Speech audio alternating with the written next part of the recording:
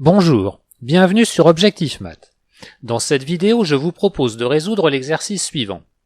On se donne a et b deux réels avec a strictement inférieur à b, ainsi qu'une fonction f de classe C2 sur le segment AB et à valeur réelle, vérifiant f de a égale f de b égale à 0. On nous demande de montrer qu'il existe un réel C dans le segment AB, tel que l'intégrale de a à b de f de t dt soit égale à moins f seconde de c divisé par 12, facteur de b-a au cube. Vous devriez maintenant mettre la vidéo sur pause et chercher à résoudre l'exercice par vous-même. Nous allons commencer par voir une propriété qui va nous aider. Soit a et b deux réels tels que a soit strictement inférieur à b, et g une fonction deux fois dérivable sur le segment AB dont la dérivée seconde est négative. Et vérifions également g de a égale g de b égale à 0. Alors pour tout x appartenant au segment AB, on a g de x supérieur ou égal à 0. Voici la preuve de cette propriété. La propriété étant vraie par hypothèse en A et en B, on se donne un réel x strictement compris entre A et B.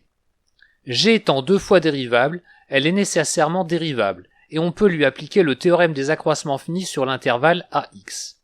Il existe donc un réel C compris entre A et X, strictement, tel que le taux d'accroissement g de x moins g de a sur x moins a soit égal à g' de c.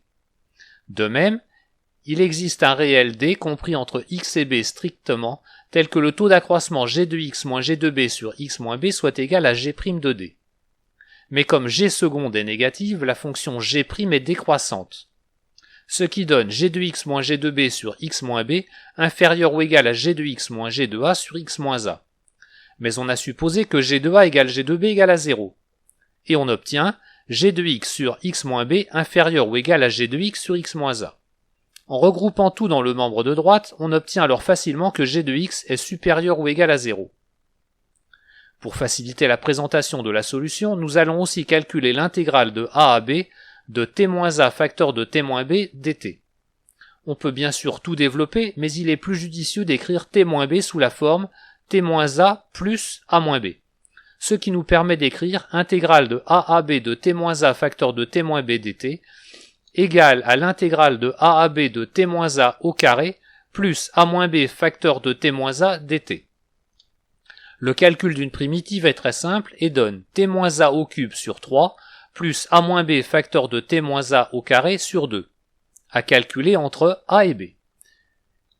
Et l'intégrale est donc égale à b-a au cube sur 3 moins b-a au cube sur 2, qui se simplifie en moins b-a au cube sur 6. Nous allons maintenant pouvoir rédiger une solution de l'exercice. Notons grand M indice 2 la borne supérieure de f seconde sur le segment AB. Elle existe bien et est même un maximum puisque par hypothèse la fonction f seconde est continue, puisque f a été supposée de classe C2 sur le segment AB. Considérons alors la fonction g qui au réel t associe f de t moins grand M indice 2 sur 2 facteur de t moins a facteur de t moins b. Les conditions d'annulation de f en a et b donnent g de a égale g de b égale à 0. Et g est la somme de deux fonctions de classe C2 sur AB. Elle est donc aussi de classe C2 sur AB. Enfin, le calcul de la dérivée seconde de g donne pour tout t de AB, g seconde de t égale f seconde de t moins grand M indice 2, qui est donc inférieur ou égal à 0.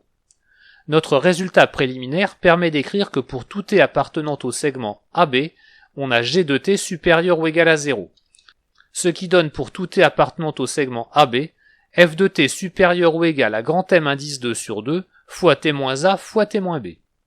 Il suffit alors d'utiliser la croissance de l'intégrale, et on obtient intégrale de a à b de f de t dt supérieur ou égal à moins grand M indice 2 sur 12 facteur de b moins a au cube. Ce que l'on a fait avec grand M indice 2 égale à la borne supérieure de f seconde sur AB peut être adapté avec petit m indice 2 égale à la borne inférieure de f seconde sur AB.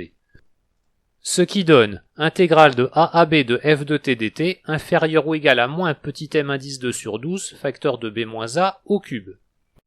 La fonction qui à t associe moins f seconde de t sur 12 facteur de b moins a au cube étant continue sur le segment AB, on peut maintenant appliquer le théorème des valeurs intermédiaires, ce qui permet d'affirmer qu'il existe un réel C dans l'intervalle AB tel que l'intégrale de a à b de f de t dt soit égale à moins f seconde de c sur 12 facteur de b moins a au cube.